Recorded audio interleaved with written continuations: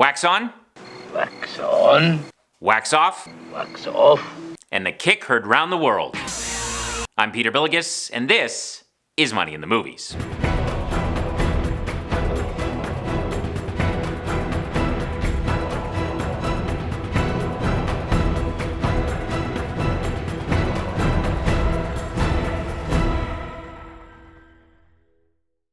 Hello and welcome to Money in the Movies, a show where we review films based on their financial accuracy.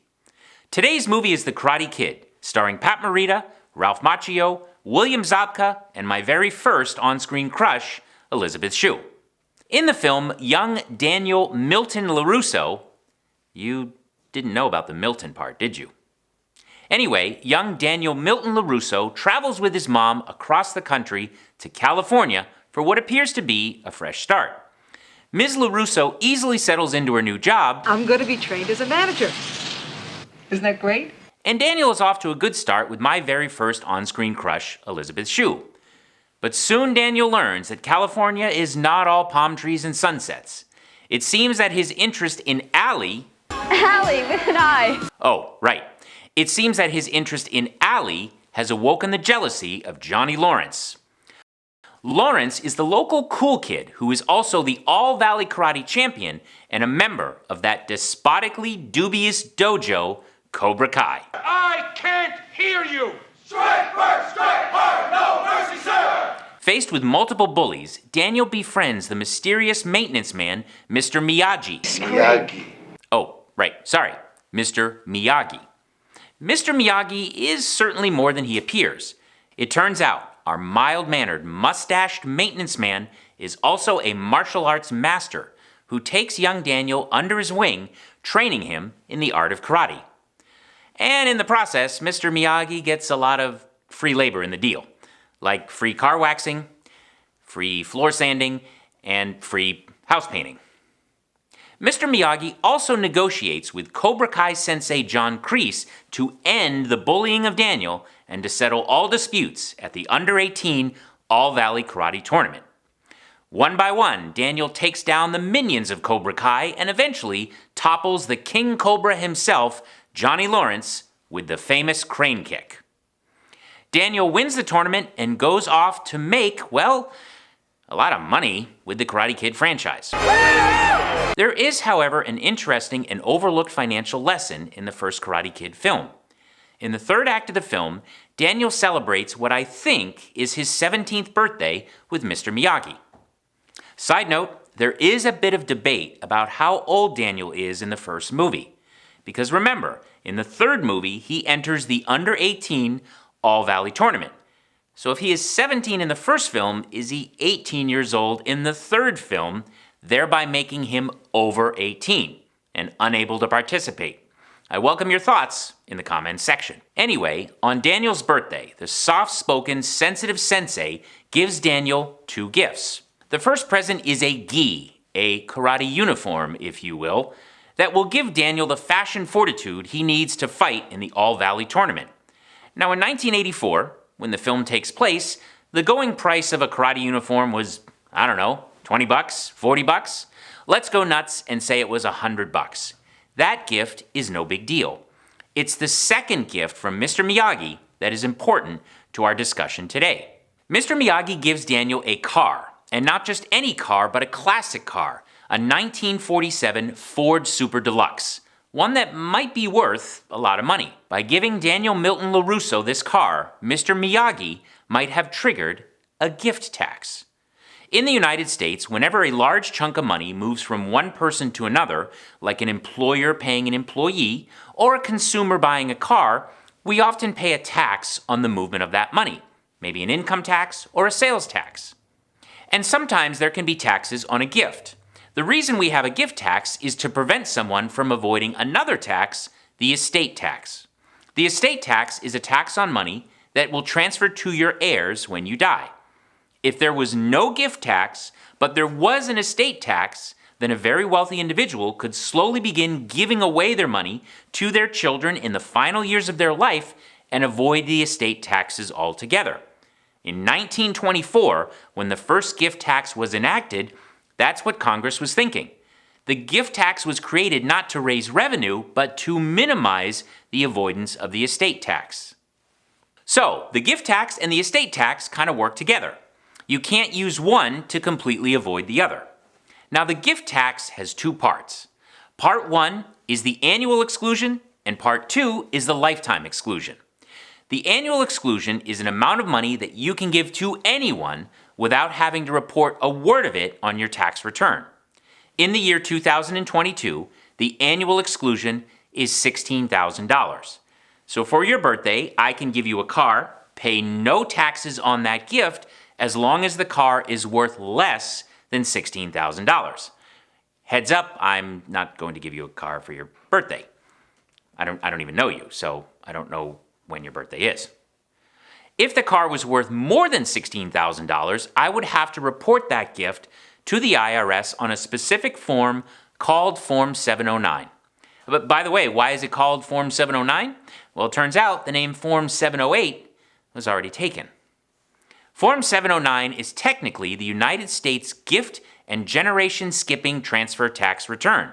It's the form where you declare any gifts that might be subject to gift taxes.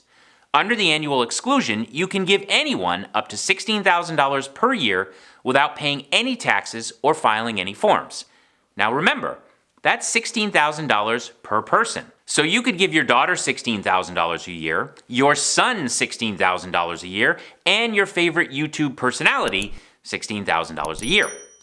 By the way, the reason we have this annual exclusion is because we are constantly giving people gifts. Birthdays, weddings, bar mitzvahs, graduations. It would be too much of a hassle to try to go through every one of those gifts, so the IRS makes it easy by saying, you know what, don't call us unless you give one person more than $16,000 in any one calendar year. The other part of the gift tax is the lifetime exclusion. This amount ties directly into the estate tax. The lifetime exclusion is an amount that you can gift over the course of your life without paying any taxes.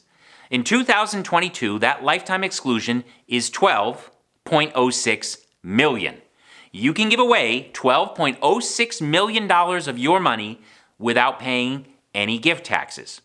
Now, that does not mean you can give $12.6 million to your daughter and $12.06 million to your son, and then another $12.06 million to your favorite YouTube personality. That's $12.06 million total that you can give away. Now, I realize many of you are watching this and thinking, $12.06 million? $12.06 million? Peter, I'm not giving anywhere near that. Some of you are saying, Peter, right now the only gift that I can afford to give away is a sock. And to be very honest, it's not even my sock. I know $12.06 million seems like a staggering amount of money, and it is. But part of that is because some families own businesses that are worth a lot of money. In the past, when the lifetime exclusion was lower, some families had to sell their businesses just to pay the estate and gift taxes. Now, I know some of you are thinking, oh, boo-hoo. So what if a family with a $15 million business had to sell that business to pay the estate tax? And that's a fair argument. But riddle me this.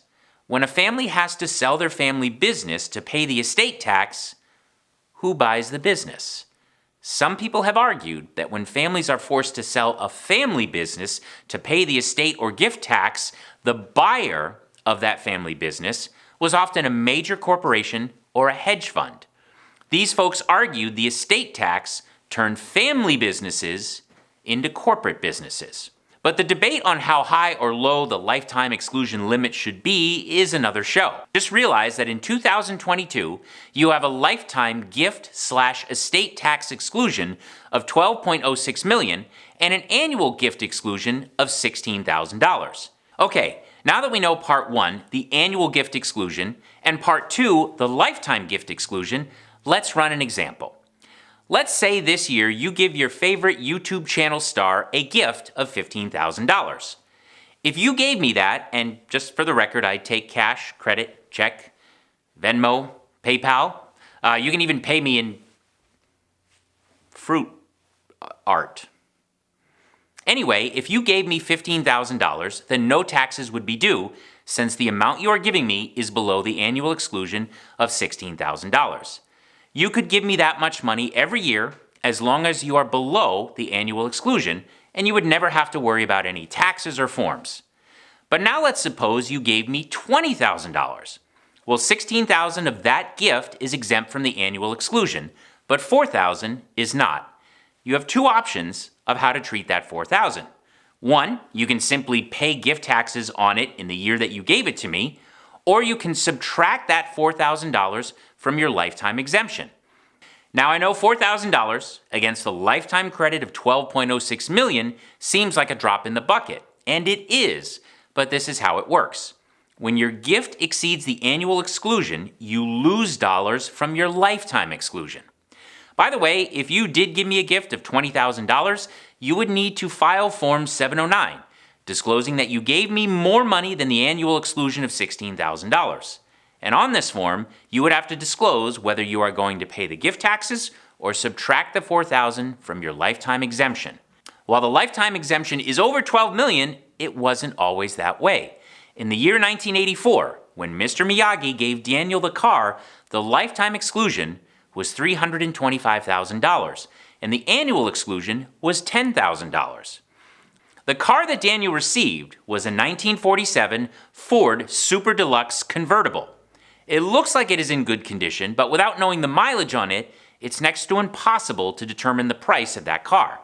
If the value of that car in 1984 was more than $10,000, then Mr. Miyagi would have to file a gift tax return, telling the IRS that he gave Daniel this gift. Now, personally, I think that car was worth more than $10,000. So, Mr. Miyagi, when are you going to file that gift tax return? After. After what? After. Okay, I'll leave you to it. So what can you and I learn from the Karate Kid? I mean, most of us are not going to get a car as a gift from a multi-talented, mild-mannered, mustache martial arts maintenance man. What's more, the majority of people watching this aren't worried they will exceed the $12.06 million lifetime gift tax exemption. But one of the things we can learn from this movie is the importance of financial communication between family members. Now, I know Mr. Miyagi is not Daniel's biological father, but he did serve the father figure role through all three Karate Kid films. For us, it is important to think about family finances as a unit. There are benefits and consequences to allocating money to certain family members at certain times. Case in point, one popular mistake, yes, mistake, that new parents make is that they start a college fund for their child in their child's name. Do not do this. One of the many problems with this strategy is that by starting a college fund in the child's name, parents jeopardize their child's chances for financial aid. Compare that to the family down the street that didn't start a college fund in their child's name. They didn't have a college fund at all. Instead, they paid off their home loan. All in all, both families have the same net worth, but the family that paid off the house actually has a much better shot at financial aid. So I'm a big fan of families discussing their finances as a family. Mr. Miyagi, as we all know from the TV series Cobra Kai, not only gave Daniel a car, but eventually all the cars and the house where Miyagi lived. By giving all of that to Daniel, my guess is Mr. Miyagi did have to pay an estate tax. This estate tax could have been avoided had Mr. Miyagi discussed this in advance with Daniel. They could have developed a strategy using the annual gift tax exclusion to reduce the size of Mr. Miyagi's estate, and thereby avoid the estate tax altogether. As to the film, it's a little hard to rate this one. Did Mr. Miyagi need to file a gift tax return? I think he did, but I can't prove that because I don't know the value of the car that he gave to Daniel. So I'll split the difference, and I will give this film 2 out of $3 signs. If you enjoyed this episode, please hit the like button below, and please consider subscribing to this channel. I'm Bielagus, and this is Money in the Movies.